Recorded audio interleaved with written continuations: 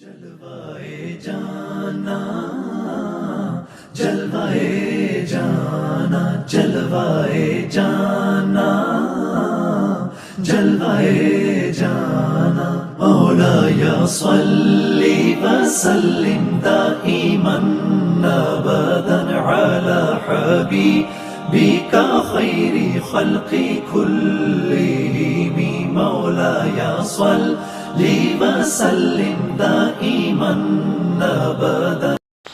اللہ کے رسول صلی اللہ علیہ وسلم نے فرمایا،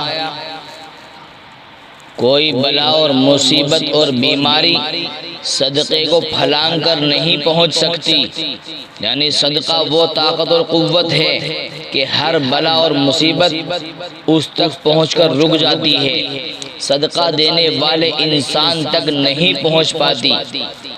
آج کی مجلس میں صدقے کے چند فضائل بیان کیے جاتے ہیں۔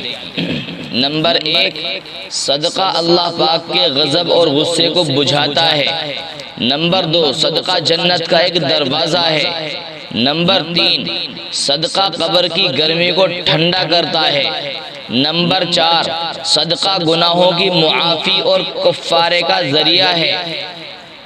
نمبر 5، صدقہ وہ سب سے قیمتی چیز ہے جو کسی میت کے لیے بھیجی جاتی ہے تو اسے نفع پہنچاتی ہے۔ نمبر 6، صدقہ نفس کو پاک کرتا ہے۔ صدقہ حسن خاتمہ کا ذریعہ ہے۔ صدقہ فرشتوں کی دعائیں لینے کا بہترین طریقہ ہے۔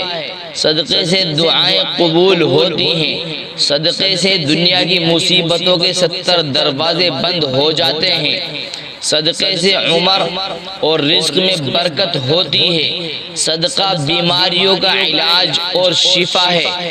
صدقہ بری موت سے حفاظت ہے۔ صدقہ دل کی سختی اور قساوت کا علاج ہے۔ صدقہ قیامت کے دن کا سایہ ہے۔